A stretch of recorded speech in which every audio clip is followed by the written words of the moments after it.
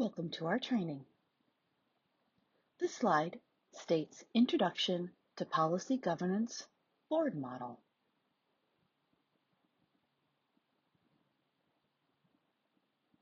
This will be the first of two modules related to policy governance.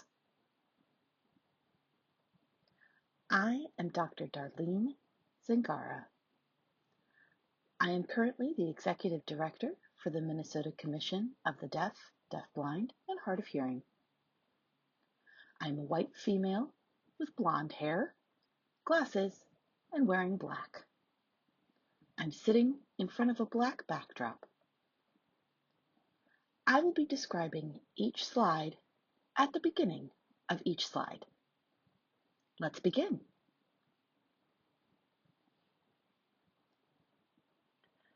I would like to begin with providing you an overview of today's agenda. First, our goal is to better understand what is policy governance and how to use this information as a board member for the Commission.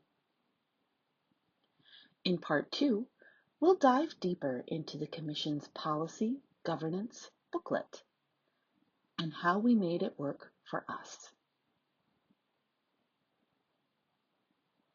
This agenda includes what is policy governance in a nutshell. We will break down the policy governance model, and we will examine the 4 sections: purposes, executive director responsibilities, executive director and board expectations, and board processes.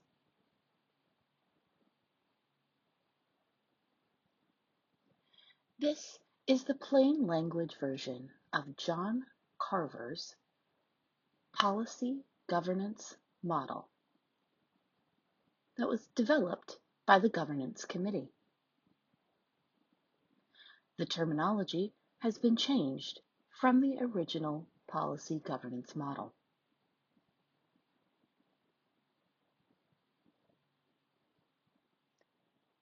This slide will address policy governance in a nutshell. Let me define policy governance. Policy governance is a comprehensive set of integrated principles that, when consistently used, allows governing boards to promote accountability and transparency. It also promotes the board to examine the organization closely through the policies, ask questions, and be supported by members of the public or owners. Owners meaning people who gain benefits from the organization.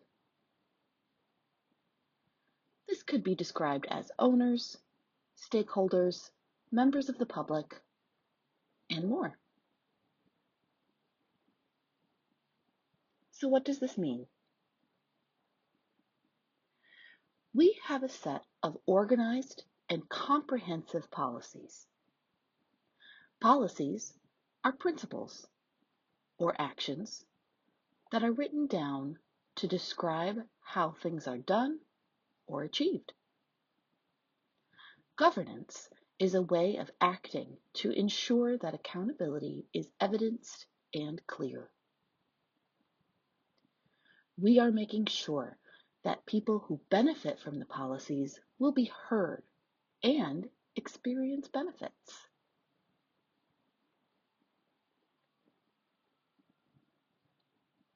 Consistency is key. What does this mean? It means we do it rigorously and faithfully. This builds expectations, transparency, and trust. Accountability from executive director to board constituents. Let me explain this principle on the next slide.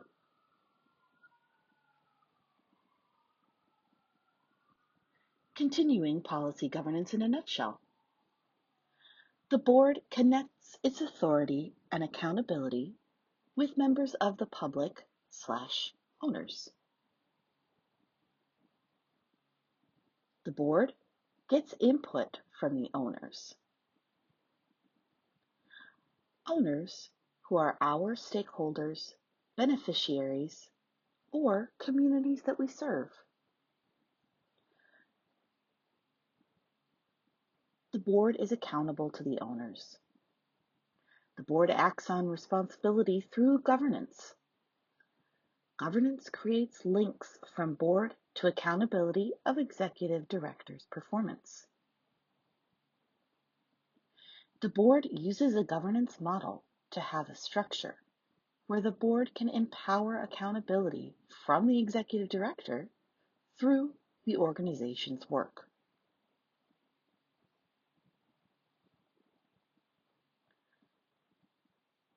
Board authority is group authority.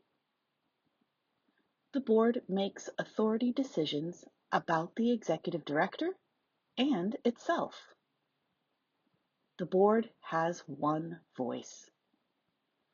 That voice will make decisions about what the visionary goals are, the performance of executive director, and performance of the board as a whole.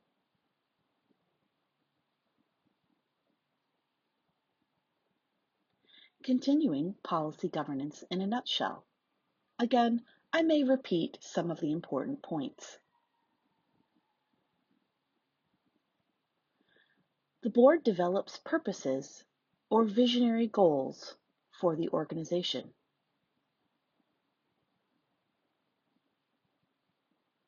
The executive director develops actions for purposes or visionary goals for the organization. Policy governance has 4 sections: purposes, executive director responsibilities, executive director and board expectations, and board processes. It is important to note that we changed the words from the original creator of the model for easier reading, but it has the same meanings. Purposes used to be called ends. Executive director responsibilities used to be called executive limitations. Executive director and board expectations used to be called executive director and board delegation. And last, board processes used to be called board governance processes. Again, the words were changed to make it easier to read.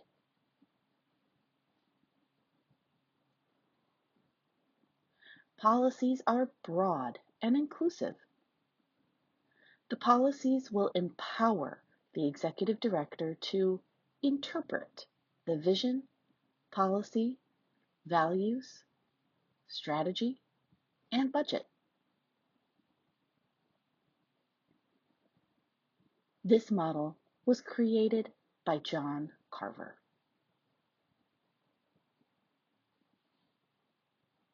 This next slide will help you understand what another board model may look like in comparison to policy governance.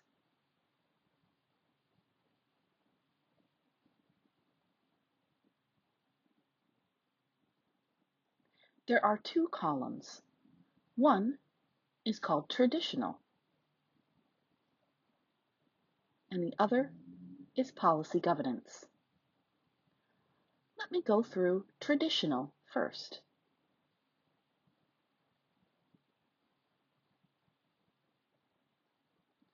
It has been known as a working board. Often doesn't have the staff to carry out all of the actions. typically hands on internal affairs or day-to-day activities.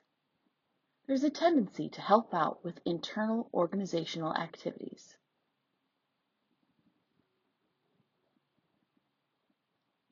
It has short-term views. They focus on what's happening at the moment.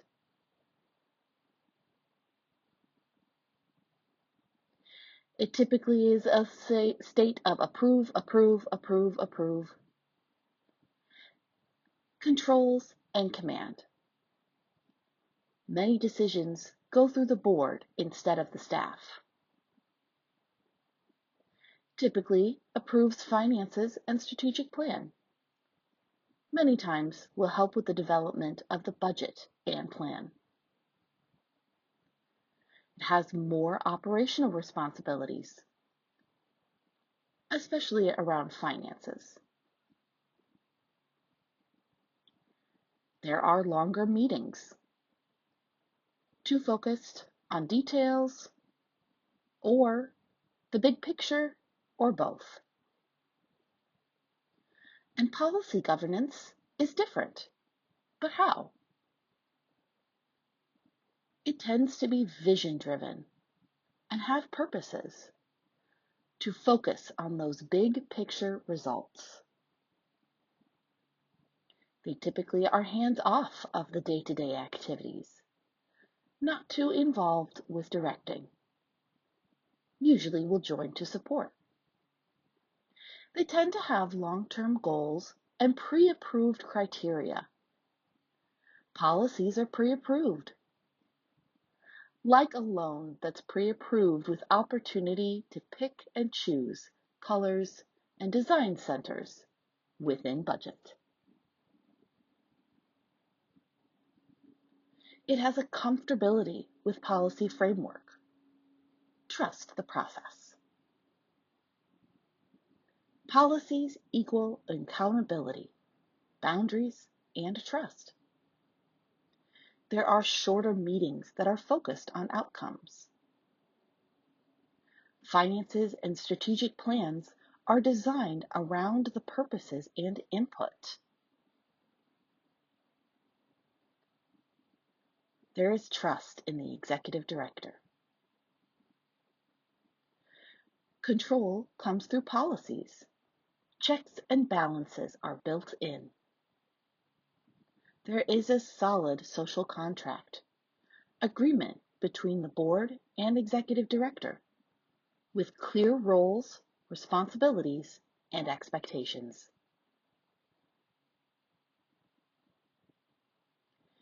This slide has a lot of shapes and identifying terms. Let me describe it. It looks like a flowchart, and I'll start at the top. We have two oval shapes. One is legislative statutes requirements, and the second is owners or members of the public input, stakeholder beneficiaries, and communities. This is at the top because this is where we need information to build big picture goals and commitments. These statutes tell us what we are supposed to do, and the members of the public input and tell us what is important to them. This is unique to the Commission. That's why the dotted line. I will explain more in Module 2. The next level is the board. You will see arrows between board and legislative statutes/owners. Again, this is unique to the Commission. The board depends on these two groups for big ideas. The arrow next to the board says creates purposes or visionary goals.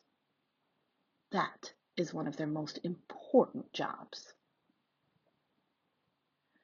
The next level, with an arrow pointing to each other, is the executive director.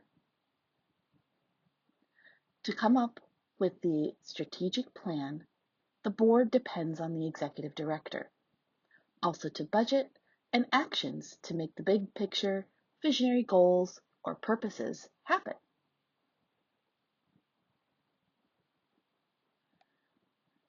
But the executive director depends on the board for the big picture and responsibilities as to what she cannot do and perform. The last level is staff. The arrow is between staff and executive director. The executive director is responsible for her staff and to carry out the strategic plan. Finally, on the left side is an up and down arrow for all levels, showing that policy governance is the framework for how we operate the organization to make sure that there are checks and balances to everyone's work.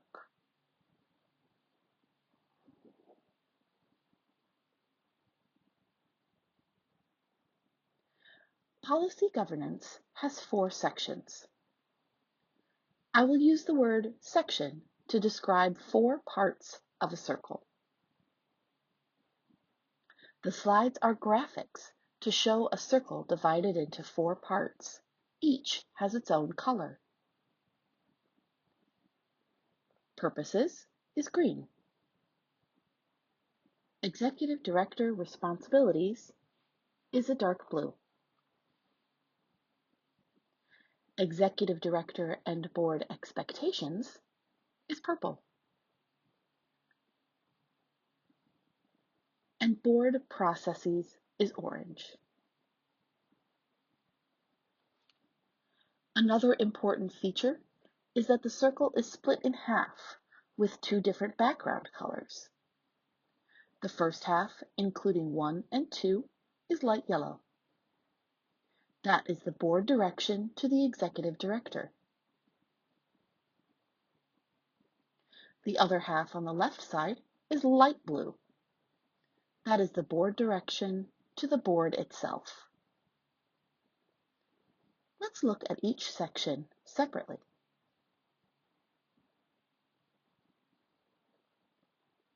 The first section is purposes. Remember, I used 3 words to describe the same thing. Purposes, visionary goals, big picture results. Purposes are benefits that will produce or do benefit to the stakeholders. Purposes are the results or changes. Purposes are the actions. Purposes are the big picture or visionary goals.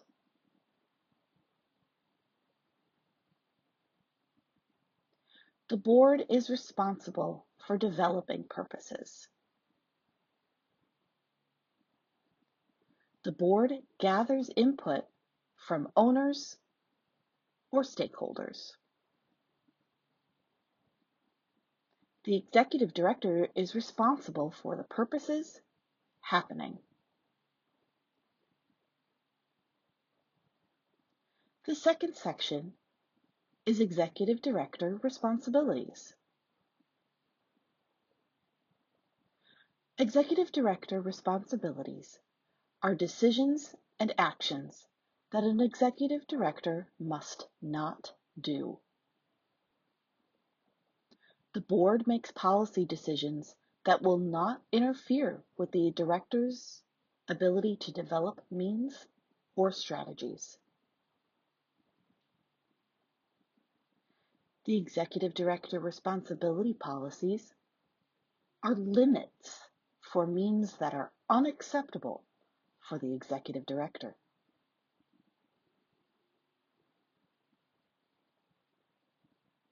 The executive director will comply with the policies describing limits. The board will monitor the executive director's compliance through monitoring reports on each executive director policy.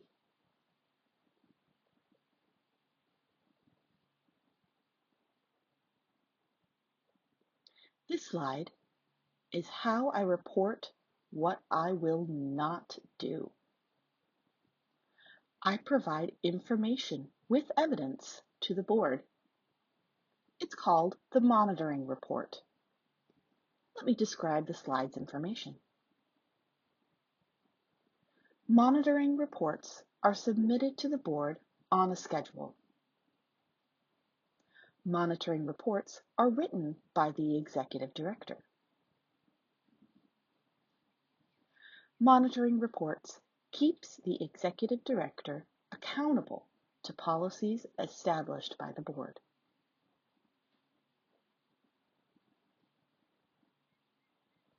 Monitoring reports are to be reviewed and questioned if needed, and approved with a vote. Monitoring reports is a public document and a resource for executive directors' performance evaluation. The monitoring reports have 5 parts. 1. The policy title, or the name of the policy topic. 2. A reasonable interpretation. How to explain what this means. I give examples of what this policy means in this section. 3. Measurement. How or what I will use to show that I meet these expectations with compliance. 4th is data, evidence that what I did was right. 5 are results, compliant or non-compliant. These 2 sections that I've talked about are what the board expects from me as executive director. I must give them information to show how I perform.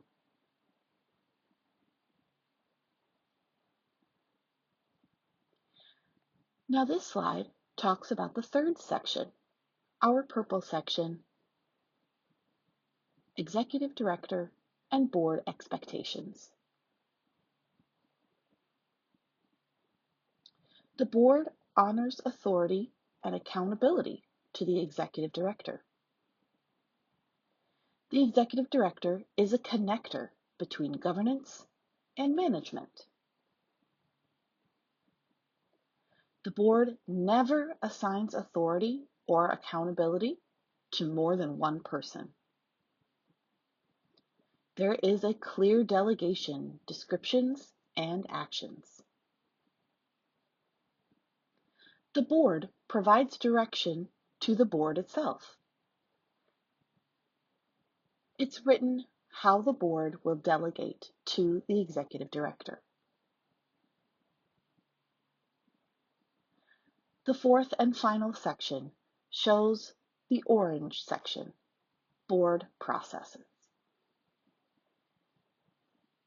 The board defines in writing their behaviors, values added practices, disciplines, and the conduct of the board itself. It also describes the board's roles, responsibilities, and accountability to the organization and its stakeholders. It describes the board's committees and annual calendar. These are working groups and plan to carry out their work.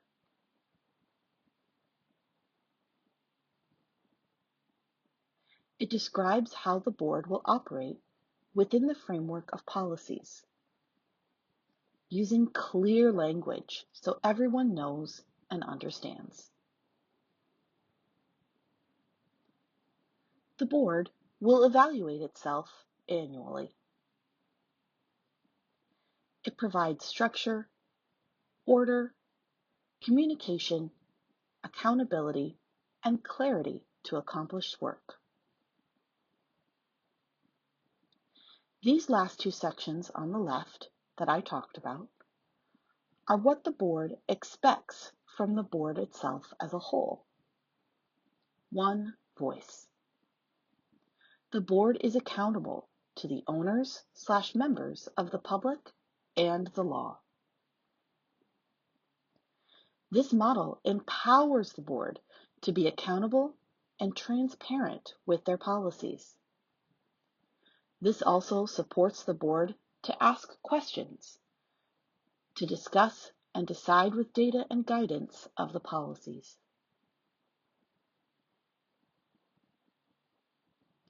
And this slide is the same slide as earlier, showing the full circle of policy governance. All 4 sections must work consistently and together to be successful. All are equal and must be effective. You as a board member are responsible for making sure each section is accountable.